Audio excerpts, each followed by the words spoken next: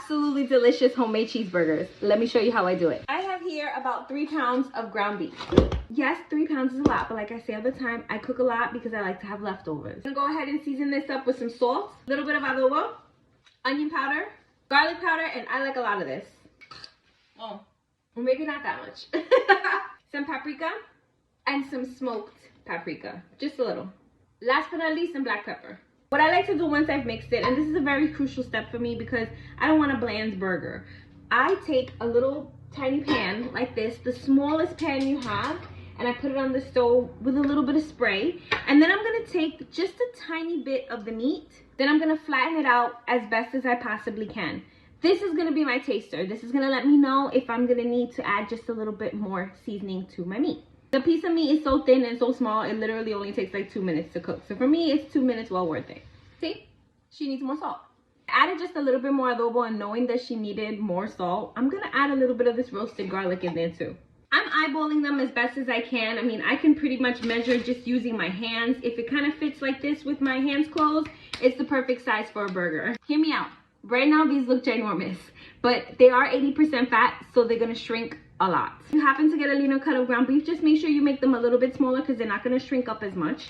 I just got what was on sale.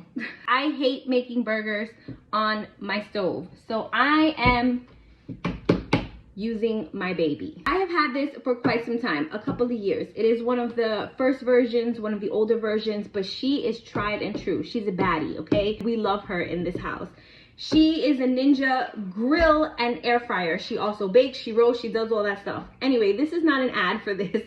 I just wanted to tell you what she does because we use her all the time. And yes, I still have the sticker up here, don't judge me. In here, I have the grill attachment and aluminum foil at the bottom to catch the extra grease, just so that it's easier for cleanup. We put her on and then we set her to grill. I leave her on high and then turn her on. Once she's done preheating, I'm gonna go ahead and throw my burgers in. You hear that sizzle?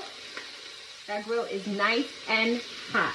And about halfway through, we'll flip. I just want you guys to see how this gets grill marks.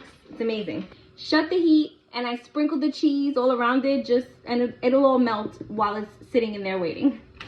If you thought I was using anything other than a paper plate, you're bugging. I have some buns here that I toasted up really quickly. I'm pretty sure at this point in life, everybody knows how to build a basic burger. This is how I like it. I don't like ketchup. I like mayonnaise on my burger, and quite a bit of it, as you can see. I'm gonna take my burger patty. Remember how big they were? The perfect size for the bun.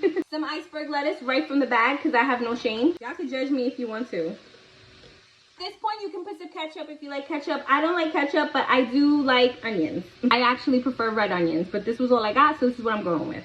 You can put tomatoes on here, pickles. Look at that. That melty, ooey gooey, delicious cheese. You can cook your burgers however you like to cook them. My family likes them well done. I don't mind them well done. When I go to a restaurant, I usually get them about medium well. If you want the perfect temperature burger, I suggest a meat thermometer. 100%. This is definitely going to tell you exactly when to take your meat out, so that you know what temperature you like it. And if you want a nice, rare, medium, whatever burger, you got it. I love a homemade burger. Oh, so good.